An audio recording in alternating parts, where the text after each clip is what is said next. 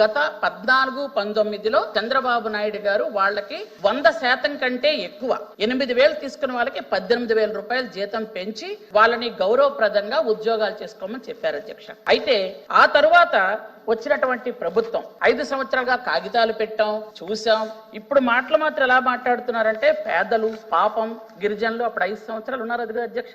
2 గిరిజన మంత్రులు కూడా మారారు కదా అధ్యక్ష. అప్పుడు ఎందుకు పెట్టలేదు? అప్పుడు 14-19లో ఇంతమందికి మొత్తం గిరిజన మంత్రులు 2 గిరిజన మంత్రులు మారిన తర్వాత కూడా 5 సంవత్సరాలు కూడా మీరు కాగితాలు పెడుతూనే ఉన్నారా? పెడుతూ ఉంటారా? లేకపోతే ఏంటి సార్ ఇది?